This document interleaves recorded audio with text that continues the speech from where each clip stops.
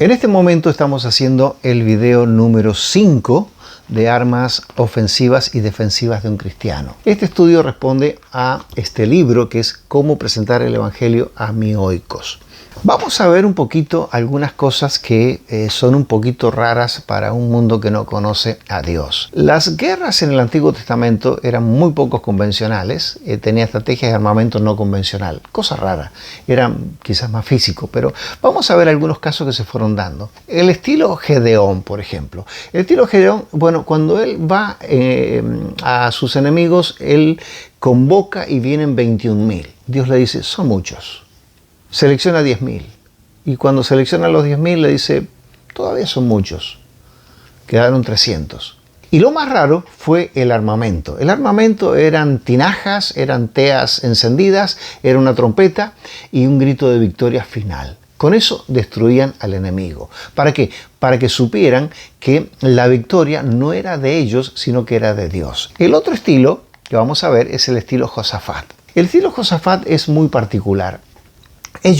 Josafat veía que estaba con un número demasiado chico, que venían 3 pueblos contra ellos, los de Amón, los de Moab, los de Monte Seir, y ellos eran un pueblo demasiado chico comparado a los demás. Entonces él convocó ayuno en ese momento, ayuna a todo el pueblo y Dios les da la victoria. Dios les da la victoria de una forma muy particular.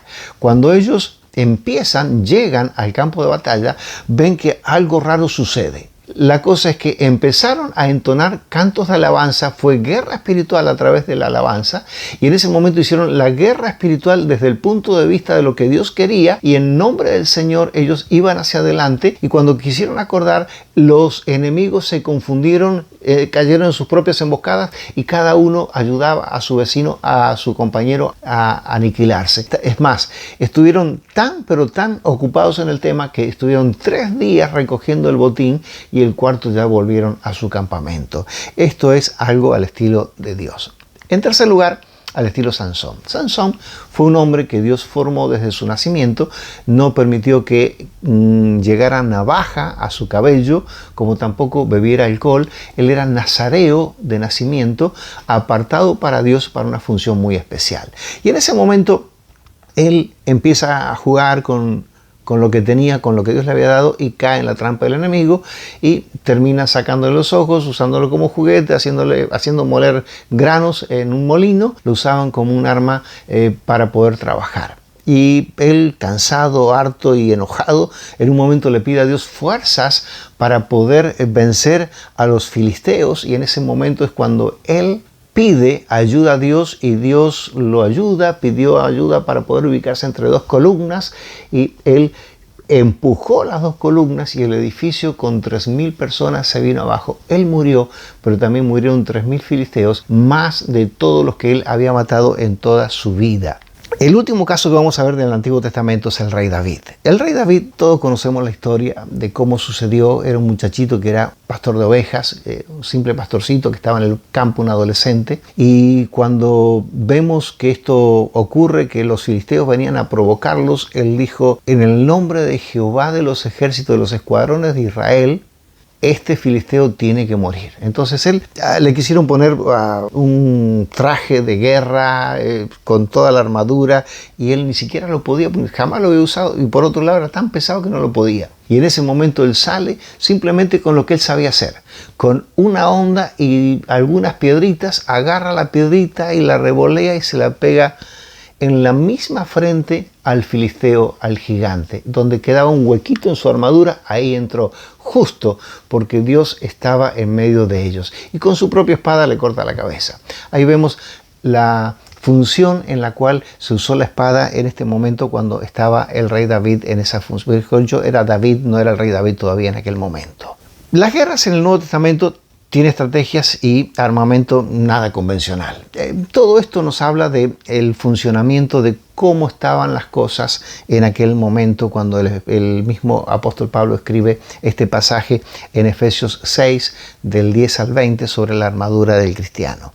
Vemos que Pablo estaba preso en Roma, ya era su último tiempo y escribe Filipenses, Colosenses, Tesalonicenses, Filemón, que son las epístolas carcelarias, cuando él tiene a su disposición la figura de todo lo que era un soldado romano a su disposición. Era aquel que tenía todo el día encima de él porque estaba en prisión domiciliaria. Me imagino que lo fastidiaba todo el día y dijo, bueno, algún provecho tengo que sacarle. Y en ese momento él lo que hace es ver de qué forma va a escribir algo para poder enseñar a la iglesia. Es más, hasta el día de hoy han pasado más de 2000 años y Dios nos enseña a través de esta figura del soldado romano y cómo el apóstol Pablo lo describe comparándola a lo que es el soldado cristiano. Es una guerra espiritual la que tenemos. Esa es la armadura del cristiano. Cuando vemos las piezas sueltas, por ejemplo, el yelmo, la coraza, el cinto, el escudo, el calzado y la espada, ahí vemos los elementos que eran necesarios para que un soldado estuviese protegido y pudiese defender y poder ser ofensivo también.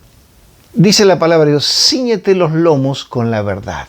El cristiano tiene que caminar en verdad, andar en verdad, porque si el cristiano anda en mentiras, empieza a agujerear su armadura y por lo tanto su cinto, que es el que sostiene toda la armadura, se va a debilitar y en cualquier momento se va a romper y por lo tanto necesita caminar en la verdad. Por otro lado, se tiene que vestir con la coraza de justicia. Acá vemos lo que es la coraza de justicia. Es este chaleco que tiene el soldado que protege especialmente el corazón. Nuestro corazón tiene que estar protegido, tenemos que ver qué es lo que pasa por él y chequearlo permanentemente. ¿Cómo está mi corazón delante de Dios? ¿De qué forma yo estoy delante de Dios con mi corazón limpio delante de Él? Cuando nosotros estamos en permanente chequeo en nuestro corazón, Dios empieza a obrar de una forma increíble en nuestras vidas. Es imposible que el enemigo actúe cuando nuestro corazón está limpio, cuando tenemos la coraza de justicia. Y por lo tanto, dice el rey David, examíname, oh Dios, y conoce mis pensamientos y ve si hay en mí camino de perversidad. En 1 Juan capítulo 1, 9 también nos habla de lo que es el estar con el corazón limpio. Proverbios 4, 5 también nos habla de cómo nosotros necesitamos limpiar nuestro corazón delante de Dios. En otro lugar también dice, cálzate los pies con el Evangelio de la paz. En este mismo pasaje nos habla de calzarnos los pies con el Evangelio de la paz. ¿Qué significa esto? Que necesitamos estar listos para poder caminar la calle y llevarles a los perdidos el mensaje que tenemos. No podemos andar como soldados con chancletas. Tenemos que calzarnos bien los pies para que nuestros pies estén seguros y caminen en el lugar correcto y no andemos resbalando de un lugar al otro. Por lo tanto, necesitamos pisar correctamente para que Dios utilice lo que nosotros estamos haciendo en favor de su reino. Por otro lado, nos dice que tomemos el escudo de la fe.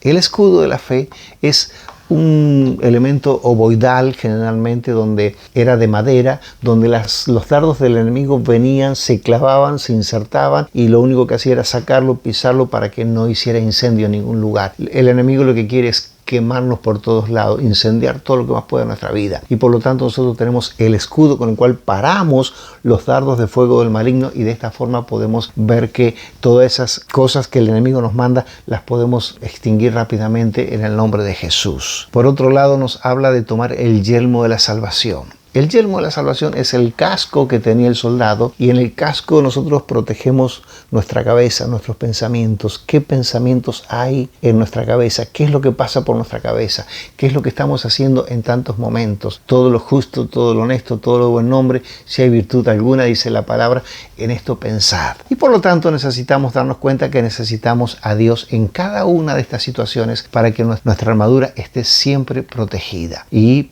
de esta misma forma, así como vemos al soldado en este momento, vemos que tiene la espada y la espada es la espada del Espíritu con el cual nosotros vamos hacia adelante. Es el arma ofensiva que tenemos para poder ir hacia adelante y para poder vencer al enemigo que tenemos. Dios nos dé la armadura para que podamos usarla de una forma correcta y cada una de las piezas que tiene la armadura que estén sanas. Nosotros necesitamos que nuestra vida esté sana delante de Dios, que nuestro corazón esté sano delante de Dios, que nuestros pensamientos estén sanos delante de Dios, que nuestro cuerpo esté sano delante de Dios, que podamos caminar hacia adelante y llevar al perdido las palabras de Dios. De la misma forma nosotros necesitamos llevarle al perdido lo que Dios hizo en nosotros. ¿Qué hizo Dios por mí?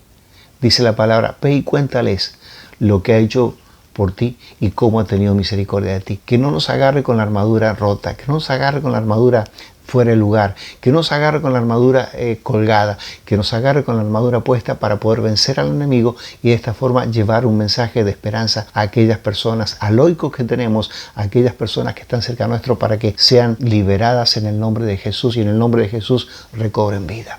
Dios te bendiga y recuerda, limpia y protege tu armadura para que esté sana para poder llevar este mensaje.